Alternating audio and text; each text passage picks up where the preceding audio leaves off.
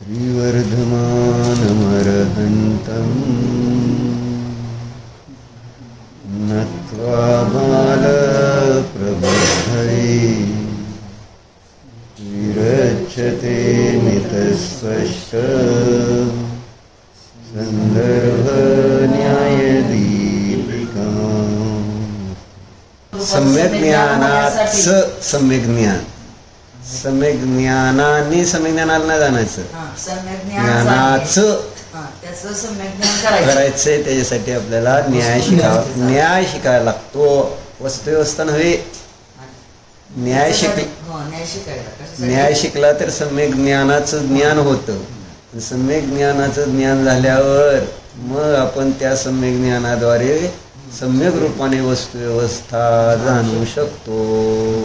असं व्यवस्थित सांगायचं. मनाला येईल ती सांगतात का? जीव ही वस्तू आपल्याला समजून घ्यावी लागेल. बरोबर आहे. समजून घेऊन त्याचा निर्णय करावा लागेल. निर्णय करून आपल्याला त्याचा अनुभव करावा लागेल. काय सांगितलं सांगा नेली मग? की 3 गोष्टी सांगितल्या. आधी समजून घ्या. समजून घेण्याचा उपाय काय? आगम, जिनेंद्र देवाने सांगितलेलं जे शास्त्र आहे. तर काय सांगितलं? पहिलं जीवाला समजून घ्यायचं. समजून घेण्याचा उपाय काय? जिनेंद्र देवाने सांगितलेलं शास्त्रच आम्हाला जीवाचं स्वरूप समजावून सांगू शकतो. बरोबर आहे. जिनेंद्र देव, दुसरे कोणी सांगितलेल्या आहे ना आगमाने नाही. कारण अनेक जीवांनी आगमाचं आगम लिहिलेले आहेत. म्हणजे शास्त्र ते आगमाभास आहेत, आगम नाहीत. कारण आगम कोणाला म्हटलं माहिती आहे तुम्हाला? कशाला म्हणायचं? जे राग द्वेष रहित असते त्यांनाच आहे ना. त्यांनी सांगितलेलं जे शास्त्र असतं त्याचं आपण जे भाव ग्रहण करतो त्या आपल्या भावरूप ज्ञानाला आगम म्हणते. ही आगम नव्हे. कशाला आगम म्हटलं मध्ये का? तुझ्या बुद्धीला आगम म्हणते. म्हणजे शास्त्रात सांगितलेल्या विषयाला तुम्ही तुमच्या बुद्धीमध्ये धारण करता. त्याचा भाव धारण करणं ते आपलं ज्ञानच काय? आगम आहे. पण आपण त्या आगमाला विसरून गेलेलो आहोत. आपण हे बाहेरच्या शास्त्रालाच आगम मानून बसलोय. नाही का? बाहेरच्या मूर्तीलाच देव मानून बसलोय. असं होऊन बसत. आणि बाहेर दिसणारे आहे ना गुरु आहे त्यांनाच गुरु मानून बसलोय. परंतु हे सगळे कोण आहेत सांगितलं? देव, गुरु आणि आगम कोण आहे? आत्म्याच्या अवस्था आहेत. अरहंत सिद्धाचार्य उपाध्याय साधू कोण आहेत? आत्म्याच्या अवस्था आहेत. म्हणून आम्ही तिथे लिहून ठेवले. वाचलंय कधी? अरहंत सिद्धाचार्य कोण आहेत? कोण आहेत? आत्मा आहेत. काय साधं सांगितलं जरा. अरहंत सिद्धाचार्य उपाध्याय साधू आत्म्याच्या अवस्था आहेत म्हटल्यानंतर अरहंत सिद्धाचार्य उपाध्याय साधू कोण आहेत? हा, एवढं साधं उत्तर आहे ना त्याचं. त्यांना आत्मा म्हणून बघितलं पाहिजे. कोणाला? हा, आत्मा म्हणजे जीव. जीव म्हणजे ज्ञान स्वभावी एक पदार्थ वस्तू आहे ना. आपण आता पदार्थाचे निर्णय करायला पाहिजेत का नको? शास्त्रात सांगितले. मग तसं देव पण कोण आहेत? जीव, आत्मा आहेत. गुरु पण आत्माच आहे आणि शास्त्र पण. कारण का? आत्म्याची आगम ही आत्म्याची का अवस्था आहे? आपल्याने सांगितलं म्हणून का? म्हणजे कोणाचं? हा, ज्याचं त्याचं, जो त्या जिनेंद्र देवाने सांगितलेल्या शास्त्राचं भावरूप आहे ना ज्ञान आपल्यामध्ये ग्रहण करतो ते आपलंच ज्ञान आगम आहे. म्हणून आपण आगमाची म्हणजे श्रुतपंचमीला कोणाची पूजा करायची असते? आपल्या ज्ञानाची पूजा असली पाहिजे. जर तुमच्या ज्ञानामध्ये जिनेंद्र देवाचं शास्त्र असेल तर, म्हणजे त्यांनी सांगितलेली जी वस्तू व्यवस्थेचा भाव, जीव आणि पुद्गल दोन वेगवेगळे आहेत, जीव पुद्गल नाही, पुद्गल जीव नाही, असा भावरूप ज्ञान तुमच्या भावरूप जे ज्ञान आहे ते तुमच्या आत्म्यामध्ये असेल तर तेच त्या ठिकाणी काय खरं शास्त्र आहे. आणि त्या शास्त्री जे भाव असते ते मग काय केले? शब्दरूपाने आणि लिपी म्हणजे इथं अक्षर रूपाने लिहिले गेले आणि सांगितले गेले. अगोदर सांगितले गेले आणि मग बुद्धिहीन झाल्यामुळं शब्दरूपाने लिहिले गेले. आधी लिहिणं नव्हतं, माहितीच आहे आपल्याला. म्हणून श्रुतपंचमी पर्व साजरा केला आहे. त्याच्या अगोदर अशी पुस्तकं नव्हती. काय मग आगमाची पूजा कशी करायची ते असा प्रश्न येईल ना. जिनवाणी होती का त्याच्या अगोदर? हा, लिपिबद्ध नव्हती. मग पूजा कशी करत असतील ते?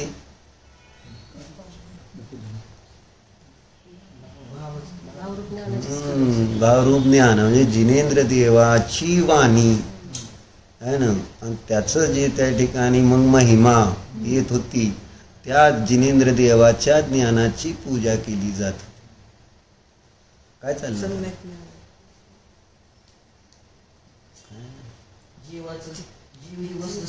समजून घ्यायची पहिली गोष्ट चांगली. करेक्ट करेक्ट एवढं. हां करेक्ट. हे असं लक्षात ठेवायचं असतं. जीव ही वस्तू समजून घ्यावी लागेल आणि समजण्याचं साधन आहे शास्त्र. आणि शास्त्र म्हणा किंवा आगम म्हणा. आणि मग आगमाचं लक्षण काय आहे? नियमसारमध्ये पण दिलं का नाही आगमाचं लक्षण? कारण आप्त आगम आणि पदार्थ यांचं श्रद्धान सम्यक्त्व असं सांगितलं होतं त्यांनी. आप्ताचं लक्षण काय सांगितलंय? निःशेष दोष रहियो केवल नानाई परम विभोजितो सो परमप्पा उच्चई तव्योरियो न परमप्पा. बरोबर आहे. माझं करायला काय झालं? सांगितलं की मग मी आता, माहीत नाही तर असू दे की मग मी सांगितलं. काय सांगितलं? निःशेष दोष रहियो केवल नानाई परम विभवजितो, केवल ज्ञानादी परम वैभवाने युक्त सो परमप्पा उच्चई. आणि त्यांनाच परमात्मा म्हटलं जातं. तव्योरियो न परमप्पा, याला सोडून अन्य जे कोणी आहेत ते परमात्मा नाही. हे देवाचं लक्षण सांगितलं. निःशेष दोष रहित आणि केवल नानाई परम विभव जुदो. जुदो म्हणजे युक्त. केवल ज्ञानादी परम वैभवाने संपन्न असे कोण असतात? परमात्मा असतात. म्हणजे वितरागता आणि सर्वज्ञता हे दोन आप्ताची लक्षण आहेत, देवाची लक्षण. निःशेष दोष रहित म्हणजे वितराग आणि केवळ ज्ञानादी वैभवाने युक्त म्हणजे सर्वज्ञ. असं सोपं आहे. आणि मग त्याच्यानंतर त्यांनी सांगितलं आगम कशाला म्हणायचं. आगमाचं लक्षण काय दिलं? तत्समूह गदवैनम पुवावर दोष विरह्यम शुद्धम आगममिति परिकह्यम तेन दुकह्या अवंती तच्छथा. अशी गात आहे. तत्समूह गदवैनम. तस्स म्हणजे कसं? हा, जे निर्दोष आहे, केवळ ज्ञानादी परम वैभवाने युक्त आहे, अशा त्यांच्याद्वारे त्यांच्या मुखातून निघाले. तत्समूह गद, मुखोद्गत असं म्हणा, त्यांच्या मुखातून निघालेलं. तत्समूह गद वयनम, जे वचन आहे हितोपदेश असतो ना त्यांचा. आणि तो कसा असतो? पूर्वावर दोष विरह्यम शुद्ध, पूर्व आणि अपर दोषाने रहित असा शुद्ध. आणि त्याला आचार्य काय म्हटले? कुंद आगममिति परिकह्यम. तेच त्या ठिकाणी आगम म्हटलं जातं की ज्याच्यामध्ये तत्वार्थाचं वर्णन केलेलं असतं. पुंवावर दोष आगममेदि परिकह्यम तेन दुःखहिया हवंती तच्छत्ता. अशा त्या आगमाद्वारे काय सांगितलेलं आहे? तत्वार्थ सांगितलेले आहे. बरोबर. मग त्याची चर्चा पुढून चालू केली. मग त्यांनी तत्वार्थ काय आहेत? जीवा पुग्गल काया धम्मा धम्माय कालाया संतच्छत्ता देवनिदा नाना गुणपज्जे हिम संयुक्ता असं सांगितलं असतं. पण तत्वार्थ काय आहेत? कोणते तत्वार्थ? जीव, पुद्गल, धर्म, अधर्म, आकाश आणि काल असं तिथं कुंदाचार्यांनी त्याला तत्वार्थ म्हटलं. आपण नेहमी त्याला द्रव्य म्हणतो, पण इथं काय म्हणते? तत्वार्थचा अर्थ तोच आहे. पदार्थ जो जो असतो तो भावसहित असतो आणि साही द्रव्य विशिष्ट गुणाने आणि पर्यायाने सहित आहे, विशिष्ट भावयुक्त आहे. तत्वार्थ आहे ना, ते आगमाने सांगितलं जातं आणि मग त्याचा विस्तार पुढं निश्चय व्यवहाराने सगळा केलेला आहे. चर्चा कशासाठी चालली होती? सिद्धम जीव समजून घ्यायचा पहिल्यांदा. जीवचा अर्थ संपूर्ण वस्तूची व्यवस्था असं त्याचा अर्थ होतो.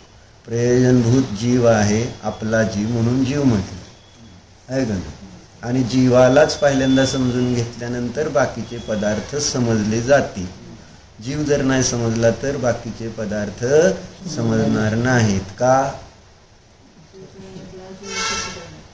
जीव ही समजणारी वस्तू आहे. ती रूढीनं उत्तर नाही द्यायचं. जीव नाही समजला तर आज जीव कसं समजणार असं मला वाटलंच होतं, पण मी आता काय सांगितलं? समजणारी वस्तू. समज कोणामध्ये? म्हणजे डोकंला जिथं आपण असलं न्याय शिकतो ना, तर आता डोकं वापरायला सुरू करा. डोकंच वापरायचं नाही म्हटल्यानंतर शास्त्र समजत नाही, देव समजत नाही, तत्व समजत नाही, काही समजत नाही. डोकं नाही वापरलं. अपवाद शीतल काका आहे, त्यांना वापरायचंच नाही डोकं त्यांनी अजिबात. त्यांचं श्रद्धान महत्त्वाचं आहे. त्यांना बिगर अभ्यासाचंच मोक्ष मिळणार एवढं मला माहिती आहे. त्यांचं श्रद्धान इतकं स्ट्रॉंग आहे. तुम्ही माना नाही तर नका मान. मला तर त्याच्याबद्दल ईर्ष्या होते, ईर्ष्या की माझं असं का श्रद्धान नाही. त्यांचं ते किती आनंद त्यांना सकाळी देवदर्शन करताना आणि कशी शिट्टी वाजवते. ती शिट्टीमध्ये एक विशिष्ट आनंद भरलेला असतो. सकाळ सकाळ सुद्धा सगळ्यांना आनंद होतो. ती शिट्टी ऐकून सुद्धा हसतेच सगळेजण. मस्त त्यांच्या चेहऱ्यावर स्माईल येते. माहिती आहे का तुम्ही? मी बघतो. आणि माणूस जेव्हा आनंदी असतो त्यावेळेसच शिट्टी वाजवू शकतो, गाणं गुणगुणतो. दुःखी असणाऱ्या माणसाला शिट्टीच वाजत नाही. काय वाजव बरं तुझ्या दोन शिट्टी.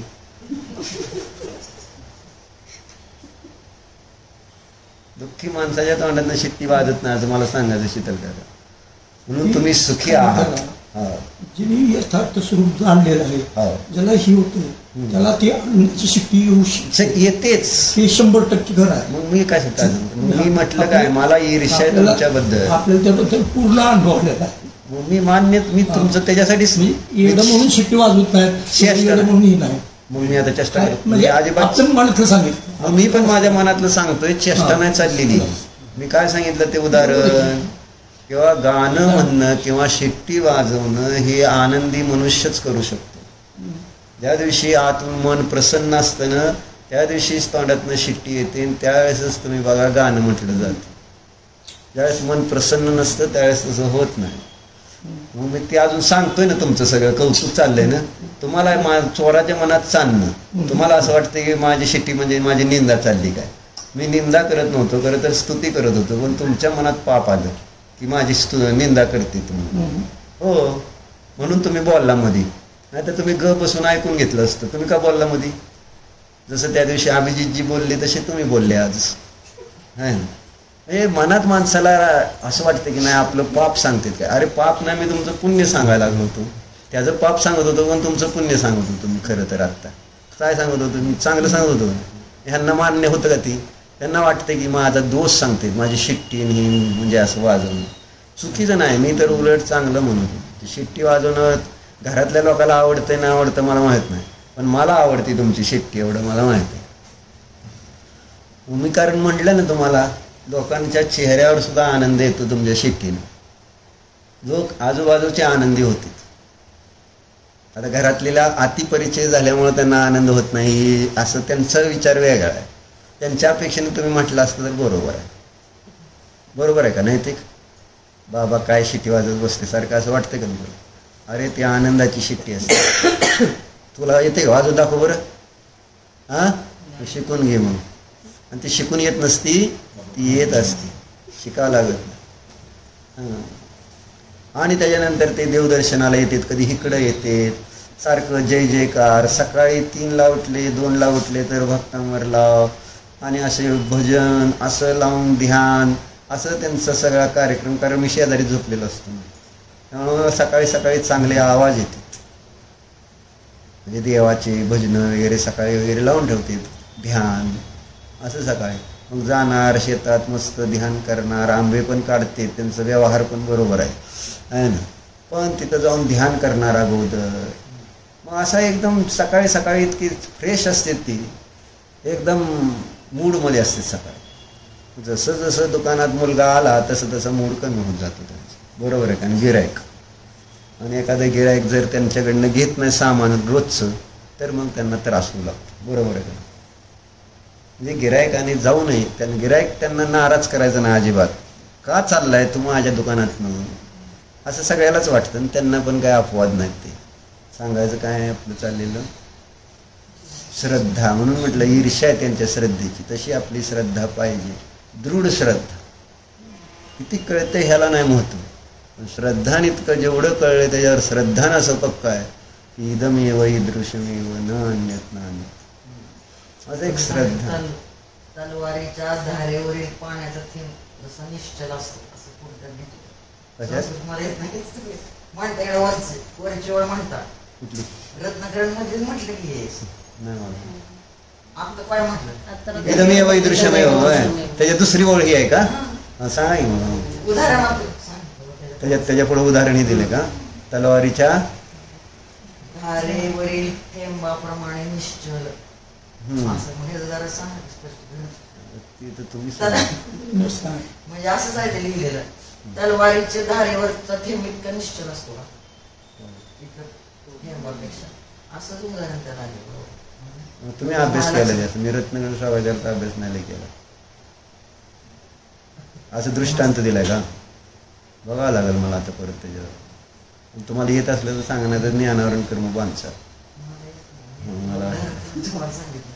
बरं असं मग चर्चा कशावरून चालली होती? आपल्याला मात्र सगळ्याला प्रयत्न करावा लागणार आहे. सिद्ध ऐ तुला सुद्धा करावं लागणार आहे.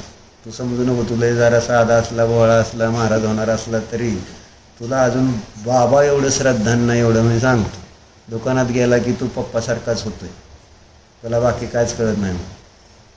आधी म्हणत होता दुकानात बसणार नाही, आता दुकानात बसायला लागलाय. आहे का नाही?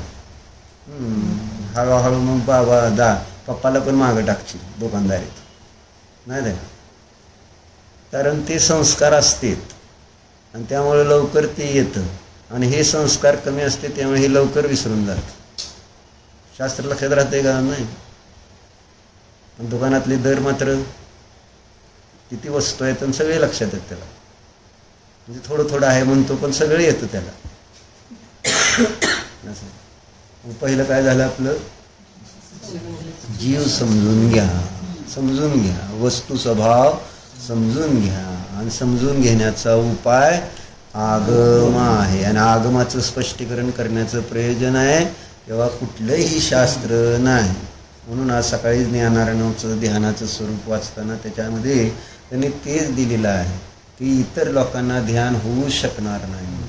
आणि त्याचं मूळ कारण आहे त्यांच्याजवळ वस्तूची व्यवस्था आहे ना, समीचीन नाही. वस्तुव्यवस्थेसंबंधी समीचीन ज्ञान नाही आणि त्यामुळं त्यांना ध्यान होऊ शकत नाही. आणि मग त्यांनी विस्ताराने सांगितलं, कोणी श्रद्धेनेच मोक्ष मानतात, कोणी ज्ञानानेच मानतात, कोणी चारित्रानेच मानतात. असे 7 प्रकार घेतलेले आहेत त्यांनी. कोणी 1-1 ने मोक्ष मानतात, कोणी 2-2 ने मोक्ष मानतात. मग असे किती होते? हां हां आणि 2-2 ने 3. मग 7 कुठलं आहे? तिन्ही शिवाय ते आहे 7वं. एवढं लक्षात येत नाही काय? म्हणजे श्रद्धा लागत नाही, ज्ञान नाही, चारित्र्य नाही, काहीच नाही लागत आणि मोक्ष होतो, अशी मान्यतावाले प्रकार सांगितले. आणि परत मग मुनींच्या अपेक्षेने मुनी जरी असला आणि मिथ्यादृष्टी असला तरी त्याला ध्यान होणार नाही. मुनी असला आणि लौकिक त्या ठिकाणी परिग्रह जवळ ठेवला तरी ध्यान होणार नाही. मुनी असला आणि त्या ठिकाणी प्रतिष्ठाच की म्हणजे स्वतःचं मोठं लोकेश नाम जर असेल तरी त्याला ध्यान सिद्ध होणार नाही. असा आता त्या अपेक्षेने त्याचा विस्तार करतात. गृहस्थाचा तर पहिल्यांदाच निषेध करून आले. ध्यान का होणार त्याची 11 कारणातली तुम्हाला 5 सांगितली ती का बरोबर. म्हणजे ध्यानाची सिद्धी का होत नाही हे सांगताना तर चर्चा कशासाठी सांगायची होती की आगम हे कोणाचं असलं पाहिजे? कोणाचं? जीवाचं म्हणतो. आगम जीवाचं असतं का? आत्म्याचं असतं का? अरे जिनेंद्र देवाचं राजा, लक्षात ठेव जाईल. कुठंच काय सांगतो आगम कोणाचं असतं? शास्त्र कोणाचं? जिनेंद्र देवाचं. आता जिनेंद्र जीव आहे, तू पण जीव आहे म्हणून तू सांगितलेलं शास्त्र म्हटलं जाणार आहे का? ते जिनेंद्र देवच असले पाहिजेत, कारण त्यांच्यामध्ये वीतरागता आणि सर्वज्ञता हे 2 गुण मुख्य सांगितलेले आहेत. त्याच्याशिवाय ते वचन जे असतील ते निर्दोष असू शकणार नाहीत. ज्यांच्याजवळ वीतरागता नाही, ज्यांच्याजवळ सर्वज्ञता नाही, त्यांना वस्तू स्वभावाचं जसंच्या तसं ज्ञान होत नाही. ही अशी व्यवस्था आहे. म्हणून आगम कोणाचं? जिनेंद्र देवाचं. म्हणून 363 मतवाले जे क्रियावादी न अक्रियावादी म्हणून ते गोमटसारमध्ये दिले ते सगळे आगम नाही आहेत. 363 मतं. आणि अशा 363 मतवाल्या शास्त्राचं जर ज्ञान झालं तरी ध्यान होत नाही. ध्यानासाठी गरज आहे जिनेंद्र देवाने सांगितलेल्या आगमामध्ये जी वस्तूची व्यवस्था आहे त्याला समजून पुढचं दुसरं काय सांगितलं? निर्णय करावा लागेल. आता पहिल्यांदा आपलं निर्णय नाही, हा निर्णय कोणाचा आहे? जे तुम्ही शास्त्र वाचता तो निर्णय त्या आचार्यांचा आहे, आपला नाही आहे. कारण हे शास्त्र आचार्यांनी रचलेलं आहे की नाही? न्यायदीपिका, स्वसमयसार, प्रवचनसार, कुठले जे काही ग्रंथ आहे, प्रमेयकवन, मार्तंड वगैरे, हे कोणाचे आहेत वचन? आचार्यांचे. आचार्यांनी त्या जिनेंद्र देवाच्या वाणीचा निर्णय करून अनुभव घेऊन मग त्या ठिकाणी हे शास्त्र रचलेलं आहे. म्हणजे त्यांच्याजवळ त्यांचा निर्णय झाला आहे, तो निर्णय त्यांनी इथं शब्दाद्वारे आपल्याला सांगितलं. आपण वाचला म्हणजे निर्णय नाही आहे ह्याला. हे काय समजून घेणं आहे. फक्त शास्त्र जे वाचतो आपण त्यात समजून घेण्याची सिस्टीम आहे अभिजितची. बरोबर आहे का? मग आता समजून घेणं त्यानंतरचा दुसरा आहे ना, दुसऱ्या स्टेपमध्ये काय यायचं आहे तर निर्णय करावा लागेल. आणि निर्णयासाठी कशाची गरज आहे? निर्णयासाठी कशाची गरज आहे म्हटला? विजू का की बरोबर. कारण न्यायाने निर्णय करता येतो शास्त्रात सांगितलेल्या तत्वांचा. न्याय एक असं उपाय आहे की जे सांगितलंय शास्त्रात ते बरोबर आहे यासाठी युक्ती दिलेली असते. जिनेंद्र देवाने सांगितलेले तत्व आहेत तेच सम्यक आहेत, ते सोडून अन्य मिथ्याचा आहे. आणि यासाठी दिलेली जी काही हेतू आहे ना, त्याद्वारे काय होतो? निर्णय होतो की हेच बरोबर आहे आणि हे चुकीचंच आहे. पण आपण निर्णयासाठी यांचा अभ्यास करत नाही. तेव्हा आपल्याला तिसऱ्या स्टेपमध्ये काय सांगितलं होतं? अनुभव करायचा आहे. कारण आपण समजून घेतलं, निर्णय केला आणि अनुभव नाही केला तर सुद्धा उपयोग नाही. कारण प्रत्यक्ष अनुभव करणं महत्त्वाचं. म्हणून आपण परवा प्रवचनसारची गाथा बघितली. काय लिहिलं होतं त्याच्यात? काय दिलं होतं? 89 गाथा. शीर्षक वाचलं होतं नाही? शीर्षक 86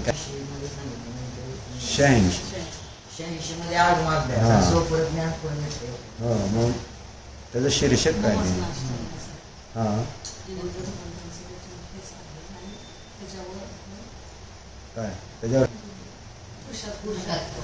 म्हणजे जरी जिनेंद्र देवाच्या वचनाचा लाभ झाला आहे ना, तरी सुद्धा जर पुरुषार्थ केला नाही तर आपल्याला मोहाचा नाश करता येणार नाही. म्हणून जिनेंद्र देवाच्या उपदेशाचा लाभ झाला असताना देखील पुरुषाकार असा त्यांनी शब्द वापरला. जो तो पुरुषाकार म्हणजे पुरुषार्थ, तो पुरुषार्थच अर्थ क्रियाकारी आहे.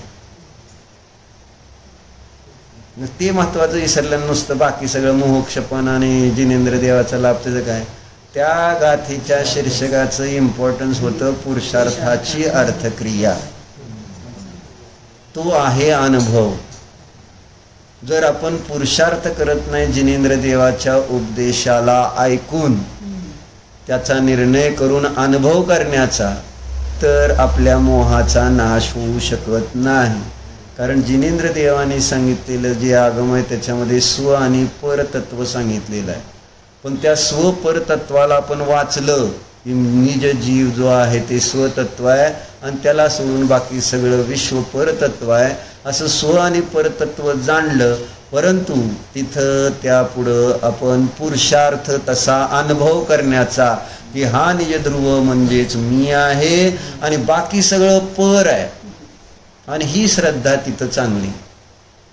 शीतल काकाच्या नाही काय असू दे, तुमच्याशी नीट बोलू नाही तर न बोलून, नीट घरात वागू नाही तर न वागू, पिवत आहे.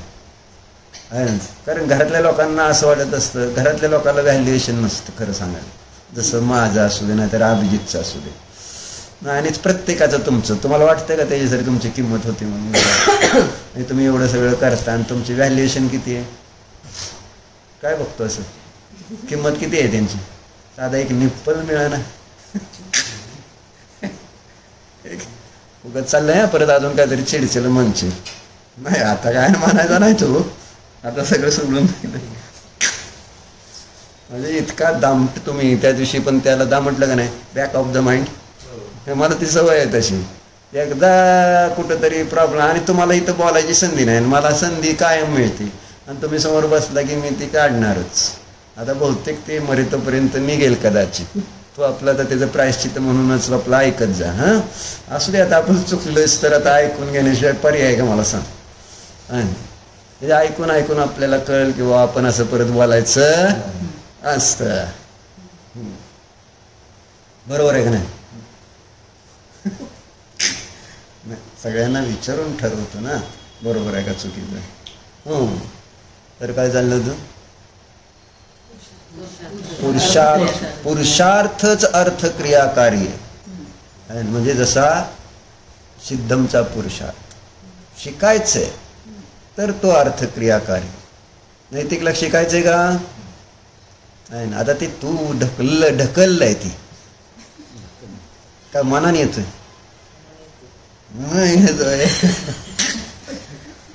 रोज येत नाही ना. सकाळी पूजेला असतो का आमच्याबरोबर तू कधी नाही, मग का नसतो? काय काम होतं तुला घरी? झोपलेला असतो, उशिरा उठतो, मग काय करतो सकाळी सांग. सकाळी कधी असतो म्हणजे शास्त्राला उशिरा येतो आहे ना, मग काय करतो तू सकाळी? उशिरा उठल्यामुळंच हे सगळं कार्यक्रम उशिराचे आहेत. मग नाही म्हणतोय आधी म्हणजे माझ्याकडे सगळं न्यायाने सिद्ध होतं रे. मला प्रत्यक्ष मी तुला कधी बघितलेलं नाही तू झोपलाय का नाही, पण न्याय सांगतो. उशिरा म्हणजे मुलं जी आहेत ते उशीरपर्यंत झोपतात, त्यामुळे उशीर होतो. बरोबर आहे का नाही? तुझ्या आई साक्षी आहे काय पुरावा. आणि उशिरा का उठतोय तर उशिरा झोपतोय. बरोबर आहे का नाही? न्यायच असा आहे. ह्या भिंतीला इकडची बाजू आहे म्हणजे तिकडची बाजू असणार का नाही, हे असं न्याय शिकवतो. ऑटोमॅटिक काही गोष्टी सिद्ध होते. असं दिलंय शास्त्रात उदाहरण दिलं का नाही का?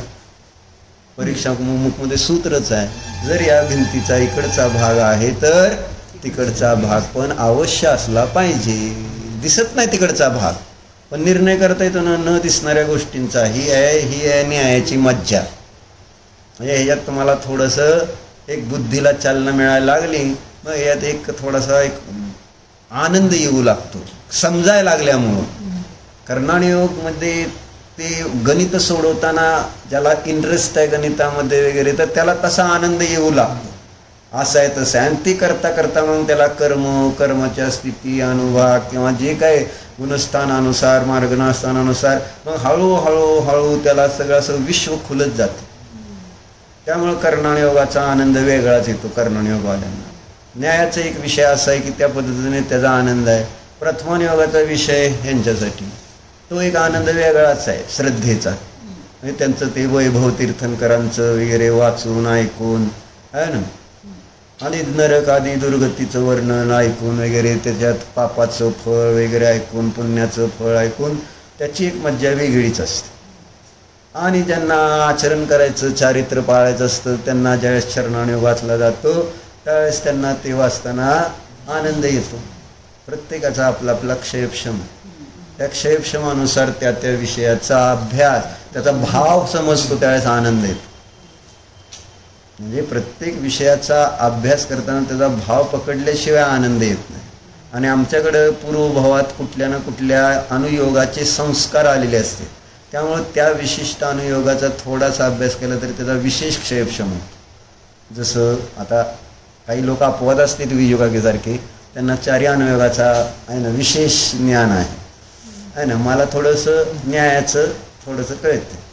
आणि आता वियोगाकी कसं कर्णानुयोग येते त्यांना न्याय येतो, द्रव्यानुयोग येतो चांगला, असं सगळं हुशार आहेत ते आहे ना. म्हणजे त्यांनी शिकवलेलं आवडतं सगळ्यांना, कारण ते टू द पॉईंट वाचतेच शास्त्र. आणि मी शास्त्र वाचतो का तुम्हीच मला म्हटलं का नाही पहिल्यासारखं आता सांगत नाहीत अशी मला बऱ्याच जणांची तक्रार आहे. पण मी काय माझं सोडणार नाही की बाबा पहिल्यासारखं नाही सांगणार तर नाहीच सांगणार. त्याचं कारण आहे कारण पुढची बुद्धी आता मला कळायला लागली. पूर्वी मला वाटायचं सगळ्याला सगळंच कळते काय. हा तेच की आता ह्यांना नाही ना पुण्य त्यांचं तसं व्यवस्थित शिकवायचं, त्यांच्या बुद्धीनुसारच मिळणार ना. किंवा माझी बुद्धी खराब झाली असेल काळाच्या ओघात, त्यामुळं हळूहळू समजेल असं सांगावं, भाषा लेंच्याच्या भाषेतच सांगावं असं वाटतं. आता थोडा अतिरेक होतो नाही असं नाही, पण तसलं आवडतं लोकांना. ह्याच्या घरचं काय झालं, ह्याच्या घरचं काय झालं असं थोडंसं मग म्हणजे शेवटी मला माणसांना बसवून ठेवावं लागतं आणि मग थोडं तत्व प्रथमानुयोग तसा असतो. आणि मी आता प्रथमानुयोगामध्ये थोडंसं हे झालेलं आवडायला लागलं आहे मला प्रथमानुयोग. कारण प्रथमानुयोगच एक असं साधन आहे की ज्याच्याद्वारे बुद्धीमध्ये तत्व वर्तमानामध्ये, कारण इतकी व्यग्रता आहे तुम्हाला शास्त्रातले विशेष अर्थ समजणं कठीण होऊन बसलं. म्हणजे समोर आता एक जरी व्यक्ती असा दिसला तर असं वाटतं की ह्याला काय कळणार आहे जर आपण असं सांगू. मग आता विद्वानांची सभा असल्यानंतर मी सांगतोच की सांगता येईल ह्यांना कळते. मग त्यावेळेस आपण उगाच इकडे तिकडे सांगितलं तर विद्वान मला धरून मारतील काय बोलतोय म्हणून. बरोबर आहे. पण तुम्हाला जर तसलं सांगायला लागलो तर तुम्ही म्हणता म्हणजे आळंदकरांचं प्रवचन होईल ते. म्हणजे बिजू काकीला आवडतं ते, पण मग लोक सगळे असे बघत बसते असे बघत बसतात. ती कशी बघते काय म्हणते ते उपचारित असद्भूत अभेदवृत्ती अभेद उपचार प्रमाण प्रामाण्य स्वतः परता सगळंच वापरते शब्द मस्तपैकी. आणि सगळे असे बघते कधी संपते कधी संपते अजून होत. आणि मला त्याची भीती वाटते कारण मी तुमच्यासाठी शास्त्र सांगत असतो. कारण कोणाला तरी लक्ष करूनच सांगायचं शास्त्र. मी माझ्यासाठी सांगायला लागलं तर काय होईल. व्यवहाराने सांगतो. समोरच्या व्यक्तीला जे आपण व्यक्त करतोय ते त्यांच्या बुद्धीत उतरणं महत्वाचं आहे. त्याचा भाव उतरणं महत्वाचं असतं. म्हणून मी जास्त विस्ताराने वाचायचं आता सोडून थोडंच का होईना पण इतकं पक्क झालं पाहिजे की त्याने तेवढ्याने सुद्धा साध्य सिद्ध झालं पाहिजे. विस्तार नको आहे. भाव समजून शिवहूती मुनीसारखं साध्य सिद्ध करायचं. कारण तुम्हाला वेळ आहे का, तुम्ही घरी जाऊन अभ्यास करता का परत, अभिजितजी वेळ आहे का. म्हणजे वर्तमान परिस्थितीच अशी वेळ नाही आहे. व्यग्रता इतकी आहे की कामं इतकी आहेत की मोबाईलमुळं तर फार ते सारखं म्हणते मला घे फार वेळ झाला. ती व्यग्रता वाढली ना. मोबाईल नसल्यावर करमते का मिलन बोलून पाहिजे पाहिजे mobile mobile mobile mobile mobile mobile mobile mobile. माझ्या मैत्रिणीचे फोन येतात मला मोबाईल पाहिजे, माझ्या मैत्रिणीचे फोन येतात मला मोबाईल पाहिजे. असं म्हणजे त्रास होतो ना. आत्ताच्या आत्ता द्या मला मोबाईल, काय झालं तरी मला काय, त्याशिवाय मला आहे ना करमणार नाही, झोपणार नाही. झोप लागली का त्या दिवशी मोबाईल नव्हतं त्यामुळे? हां मग कशाला घेतला? मग घ्यायचंच नाही ना. आणलं जर मागायचं नाही ना, वय घ्यायचंच नाही ना. मग तुला जर ठरवलंच होतं ना, विकल्पच करायचा ना. आणून ठेवलाय का डबडं ठेवते, काय केलंय माहिती नाही, मला नको आहे मोबाईल, प्लीज त्रास करू नका असं म्हटली का? मोबाईल मोबाईल मोबाईल त्याच्याशिवाय म्हणजे किती जणी तिने म्हणली मला नको मला नको, पण आल्यानंतर तिचा आनंद गगनात मावे ना. पहिल्यांदा किती फोन, मग ह्याचा फोन लगेच दैतिकला बोलवलं, बरं मी पाठवलं मग लगेच डायरी घेतली आहे ना, ही नंबर फीड कर, ही नंबर फीड कर, ही नंबर आमचे फीड कर, म्हणजे झालं. बाकी सगळं नंतर, आधी मोबाईल नीट झाला पाहिजे व्यवस्थित. जिओ हॉटस्टार वगैरे सगळे त्याच्यात आलेच आपोआप, आहे का नाही? पण ते सगळं आलंय का, कसं काय काय म्हटले तुला सांग, खरं सांग. साक्षी आहे माझ्याकडं, तसं कोर्टात इथं आज बसलोय, न्याय चाललेला आहे, बरोबर आहे. पुरावा असतो म्हणजे त्याच्याशिवाय असं काय असंच कुठली गोष्ट नाही. कारण न्याय म्हणजे कोर्टामध्ये तुम्हाला ती बघितली का नाही, न्याय देवता कशी असते? आंधळी म्हणजे त्याच्या डोळ्यावर अशी पट्टी, तराजू घेतल्या डोळ्यावर पट्टी लावलेली बघितली का नाही? असं का?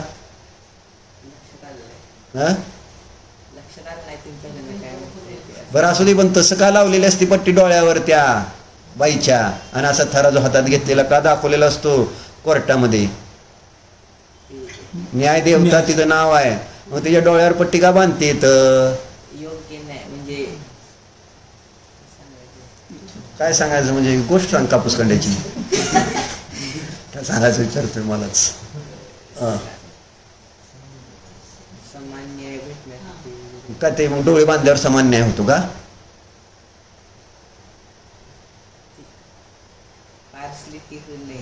मग डोळे बांधल्यावर पार्शलिटी होत नाही म्हटल्यावर रोज डोळे बांधून बसत जा, म्हणजे पार्शलिटी होणार नाही. कोणी डोळे काय काय म्हणायचं? इजुगाती काय म्हटलं का? त्यांना सवय अशी बोलायची, तिथं पण पंढरपूरला लय वेळा माझ्याकडनं बोलणं खाल्लं. असं काय झालं की उगाच शेजारी कोणाच तरी बोलायचं, झालं का ना असं कितीतरी वेळा. म्हणजे इथं आल्याशिवाय सवय सुटते का? पुढं जात नाही. का लावलेलं असेल डोळ्यावर पट्टी?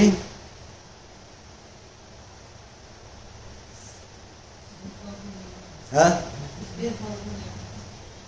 डोळ्यावर पट्टी लावून बसत जा की तुम्ही घरी, म्हणून म्हणजे भेदभाव होणार नाही बाकी.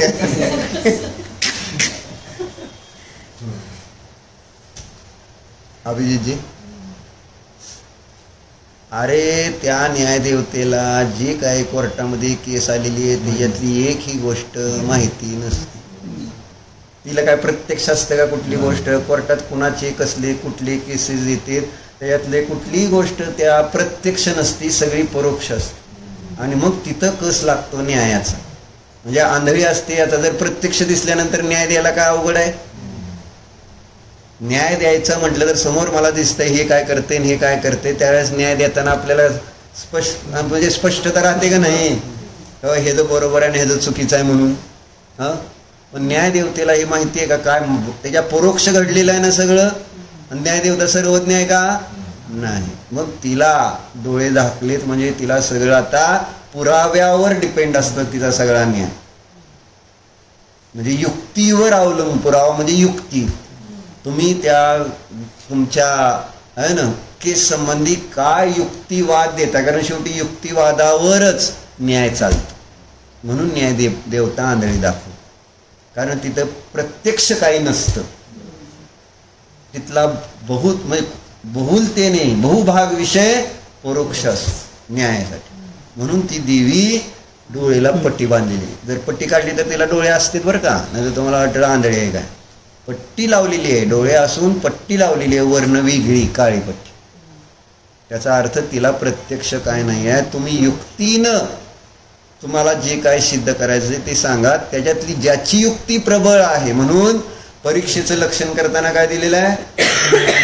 काय? नाना नारा विरुद्ध युक्ती प्राबल्य दौर्बल्य अवधारणाय प्रवृत्त विचार परीक्षा. बरोबर आहे का? असं आहे. हे अनेक प्रकारच्या युक्ती आहेत, प्रबळ आणि दुर्बळ. विरुद्ध युक्ती असते म्हणून कोर्टात नेहमी विरुद्ध असते युक्ती.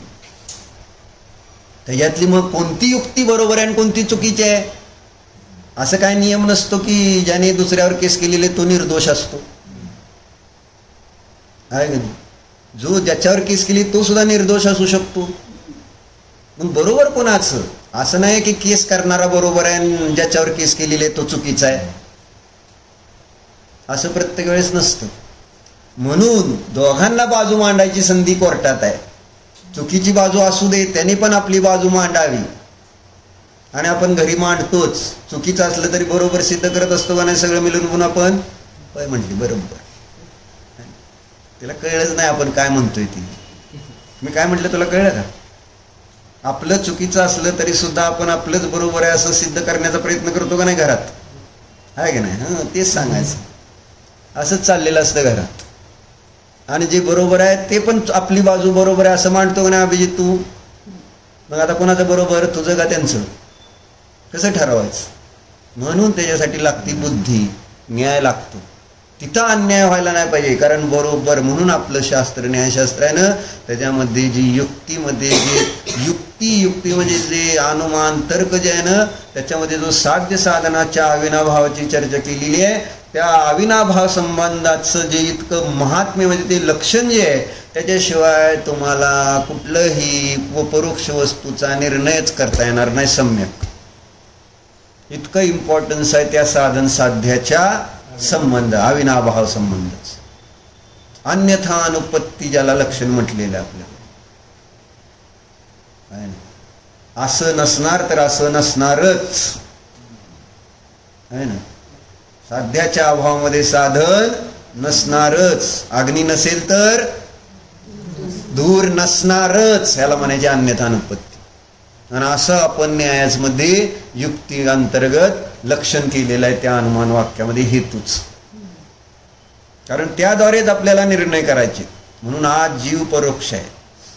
वस्तुव्यवस्था मला आज प्रत्यक्ष नाही आहे. काय नेमकं हे सगळं जग आहे ना. मग ते आपल्याला शास्त्राने सांगितलं. पण शास्त्राने सांगितलेलंच म्हणून बरोबर आहे. मग हे शास्त्र आहे, दुसरं कोणी शास्त्र सांगतंय, मग कोणाचं हे बरोबर का ते बरोबर, कसा निर्णय करायचा? म्हणून दुसरी बाजू सुद्धा माहिती असणं गरजेचं आहे. आणि दुसरी बाजू जेव्हा व्यवस्थित, आणि दुसरी बाजू आपली सगळ्यांची बाजू आहे. कारण दुसरी बाजू म्हणजे जिनेंद्र देवाच्या विरुद्ध बाजू आम्ही सगळेजण मांडत असतो व्यवहारामध्ये. सगळे त्याचा पक्ष आहे आपल्याला सगळ्याला. खरं बघितलं तर पक्ष आहे का नाही तुम्हाला? म्हणजे सांसारिक राग द्वेष मोह भावाचा परिग्रह आदी यांचा सगळ्यांचा आम्हाला पक्ष आहे. आपण त्यांनाच बरोबर म्हणून सिद्ध करायचा प्रयत्न करत असतो. बरोबर आहे का नाही? सकाळी कोणाला बरोबर सिद्ध करत होता पण आहे ना. शीतल काका चुकले का नाही सकाळी? मी सकाळी शास्त्र सांगितलं तरी म्हटलं ना, शीतल काकाने नियम घेतला आणि ते चुकले अशी चर्चा अभिजितजी माझ्याशी करत होती. आणि असं करतात का लगेच नियम घेतात का भावनिकतेने? सकाळीच तेच सांगत होतो. असा लगेच घ्यायचा नसतो नियम, असं अभिजित म्हणत होता. तुम्ही नियम घेतला, बरोबर केलं का चुकीचं केलं सांग? बरोबरच केलं म्हणावं. ठामपण झाल्याशिवाय पुढे येतच नाही. अंतरंगामध्ये ठाम झालं त्यावेळेस तुम्ही बोलू शकला ना, नियम घेऊन आणि पाळू शकला. हे दृढता म्हणायची त्याला. आहे तुमच्यात हिंमत? आहे त्याला माहिती आहे. नाही म्हणतो ती अभिजित, नाही म्हणतो. त्यांच्यात हिंमत नाहीच म्हणतो. दाखवू तुम्हाला हिंमत कशी आहे ती? दाखव हिंमत तुमची. मला म्हणजे मला खाली पाडू नका एवढं जागा ती. हां म्हणा, 25 साक्षीने मी आता दुकानात बसत नाही म्हणून सांग. म्हणा काय झालं हो. ह्याला म्हणायचं समजलंय पण निर्णय नाही झाला. कळलं का? निर्णय ठाम निर्णय नाही. ह्यांचा कसा ठोस निर्णय. यस काय होऊ दे तिकडे, जग तिकडं होऊ दे, पण निर्णय मग मला ही बरोबर तुम्ही सांगितलं ना ते बरोबरच आहे. ह्याला म्हणायचं निर्णय. म्हणून दीक्षा घेणारा मागं वळून पाहत नाही. सगळं जग त्याला मोहात पाडायला बघत असतं. पाडलं नाही तुम्ही तुमच्या बहिणीला मोहात परत, अगं बुनी कशाला घेते दीक्षा आहे ना, परत कोण सगळं चौका लावणार, कुठं सगळं तुझ्या अडचण होईल, काय होईल, त्रास होईल, असं काहीतरी आपण सल्ले देतच की. त्रास होऊ नये म्हणून भावना चांगलीच असते असं नाही, म्हणजे पुढचं व्रत घेऊ नका. पण जो मोह ज्याचा सुटलेला असतो ना, त्याला तुम्ही किती जरी सांगितलं तर ती माघारी वळून बघत नाही. इतकी शक्ती असते ती मोहाच्या त्यागाची, असं असतं. आपला मोह आहे ना, त्याच्यामुळं आपण ठाम होणार. काय काय नियम घ्यायचंय का? नाही घेणार की, ते सकाळी म्हटले तर, आणि हे घेणार आहे सगळे राहुल गांधी, राजीव गांधी आहे ना, सगळे नुसते आश्वासनं देणार पुढाऱ्यांसारखी. जेवढा परिग्रह तेच दिले ज्ञानार नव्हे सगळीकडे, जेवढा परिग्रह वाढत जाईल तसं तसं तुम्हाला त्या ठिकाणी ते धर्म, ध्यान, व्रत, संयम, नियम कठीण होत जाणार आहे, कठीण होत जाणार आहे. तुमच्या मनात जरी असलं तरी ते तुम्हाला करता येणार नाही. जसं मोबाईल आल्यानंतर मनात जरी असलं नको तरी ते तुम्हाला दूर ठेवता येणार नाही. बरोबर आहे का मिलन? नको होता का नाही तुला 4 दिवस, पण आल्यावर काय बरं आलायच ना, वापरू मग. हे असं असते साधनं, नो कर्म आपल्याला त्याच्या आणि हे करतं काय म्हणायचं, हा म्हणजे बाध्य की ते करावं, कर म्हणून, मला भोग म्हणून, माझा वापर कर, असं ते आपल्या आणि आपल्यामध्ये. आता ते म्हणत नसलं तरी आपल्यामध्ये तसे संस्कार आहेत की त्या संस्कारामुळं आपोआप आपण त्या दिशेने जातोच, असं होतं. म्हणून चर्चा कशासाठी निघाली होती? निर्णय करायला पाहिजे. शास्त्रात सांगितलंय जीव अजीव तत्व, पण जीव अजीव तत्वाचा निर्णय करणं महत्वाचं आहे. तो निर्णय करण्यासाठी जीव कोणत्या कोणत्या प्रकारे कोणी कोणी मानलेला आहे हे आपल्याला समजलं, आणि आपली आपली बाजू ठामपणे मांडली जन्य आहे.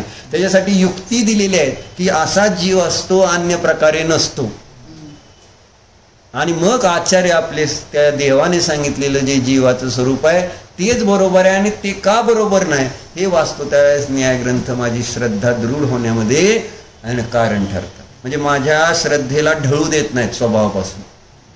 म्हणजे जे वस्तूचं जसं स्वरूप आहे ते ठाम होण्यामध्ये ती त्या ठिकाणी न्याय मला मदत करतो. कारण मला दुसरी बाजू चुकीची काय याचं कारण कळलेलं आहे.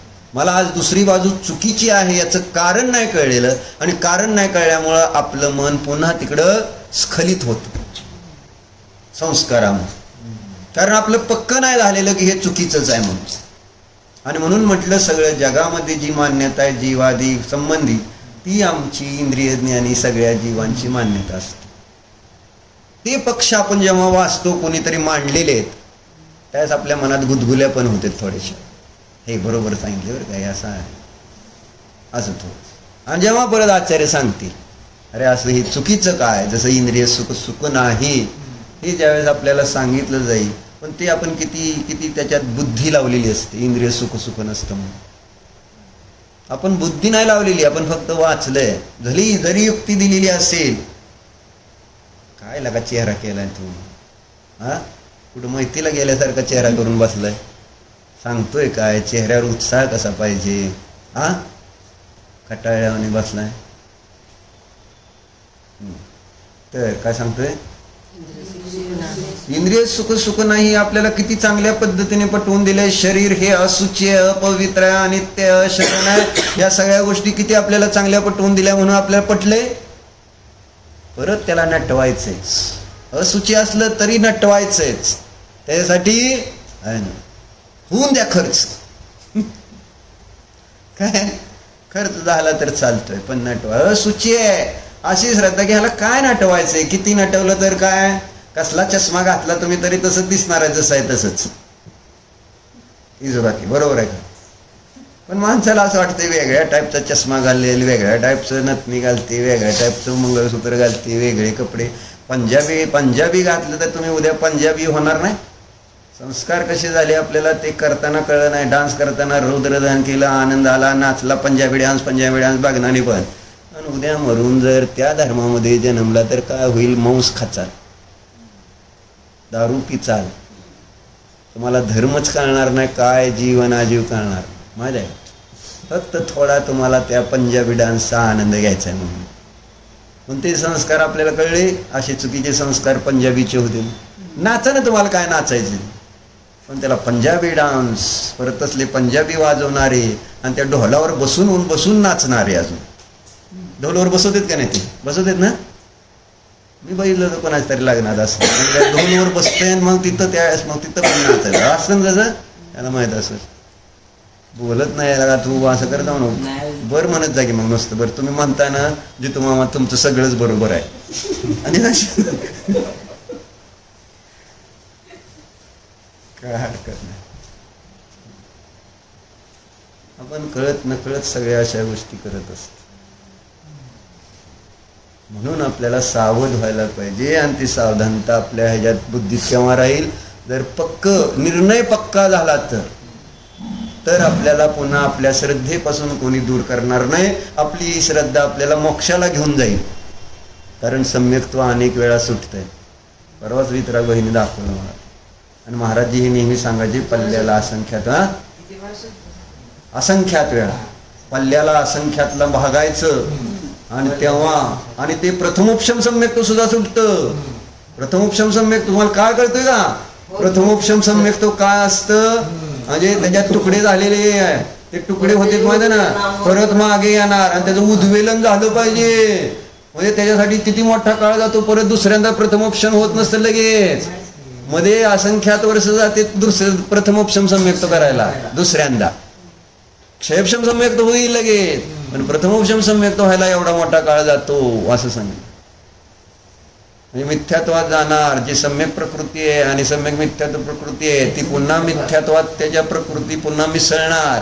त्याला उद्वेलन काळ सांगितलाय. आणि तेवढा उद्वेलन काळ पूर्ण करून जेव्हा आपल्या सत्तेमध्ये केवळ मिथ्यात्वच राहणार, मग परत कधी योग आल्यानंतर परत प्रथमोपशम म्हणजे 5 लब्धी मांडून परत प्रथमोपशम सम्यक्त कर. आणि असं असंख्यात वेळा होते सांगितलं. कारण एका अवलीमध्ये असंख्यात समय असते. मग पल्ल्याच्या असंख्यातवा भागामध्ये किती समय, इतक्या असंख्यात वेळा सम्यक्त्व सुटू शकतो नाही.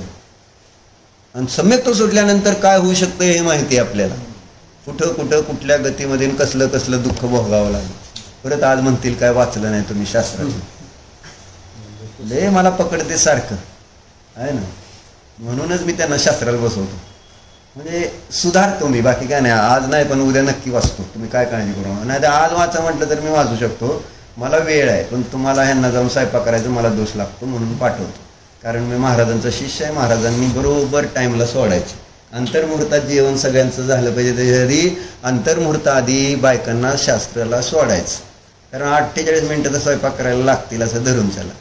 आपण 48पेक्षा जास्त धरून चालायचं. आणि मग परत नाहीतर मग दोष महाराजांना लागेल. कारण तुम्ही उशिरा सोडलं शास्त्र तर काय होणार, उशिरा जाऊन स्वयंपाक करणार. उशिरा स्वयंपाक झाल्यावर उशिरा जेवणार. उशिरा जेवलं तर पाप पुन्हा लागलं, काय आरोप कोणावर करणार. महाराजांनीच उशिरा सोडलं शास्त्र, मामानेच उशिरा शास्त्र सोडलं म्हणून उशीर. नाहीतर आम्ही लवकर जेवतो. लय चांगली तुम्ही आहे ना. म्हणजे असं आरोप करायला मोकळ्यात लगेच धर्मावर सगळे तयार असेल. कारण धर्म बिचारा काहीच कुणाला बोलत नाही. बरोबर आहे का? म्हणून मी बंद केलं. बाकी काय तुम्ही आपण बसून वाचू, तसं काय टेन्शन घेऊ नका. पाहिजे तर तुम्हाला बी काम नाही मला पण काम नाही. बाकीचे कामाचे मान बायका आहे ते पिनू पण आहे आपल्याबरोबर, तसं काय टेन्शन घेऊ नका. ओम नमः. मग काय कळलं आज सांग.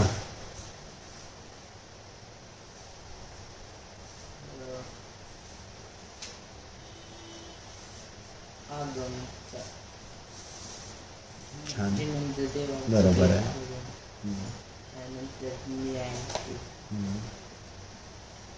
छान छान सांगितलं. थोडक्यात आगम आणि न्याय एवढंच सांगितलंय, पण 3 गोष्टी सांगितल्या. आधी समजून घ्या, निर्णय करा आणि अनुभव पण महत्वाचा आहे. ओम नमः.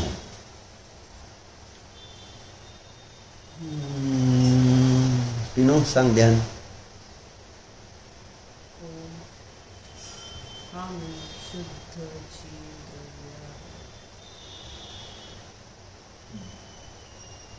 जाणणारा मार्ग आहे, जाणणे मात्र माझे काम. जाणण्याशिवाय मी काहीही करू शकत नाही.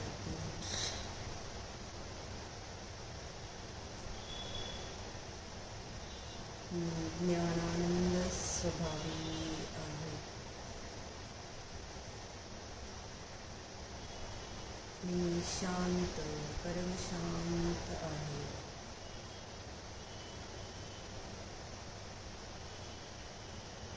मी आनंदाचा रसखंड आहे.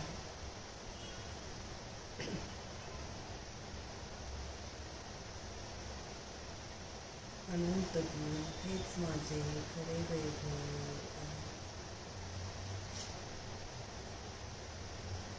असंख्यात दोष हेच माझे खरे गुण आहे.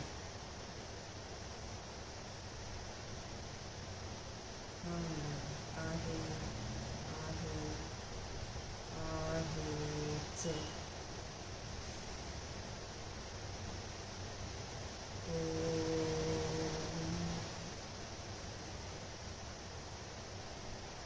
विसर्ज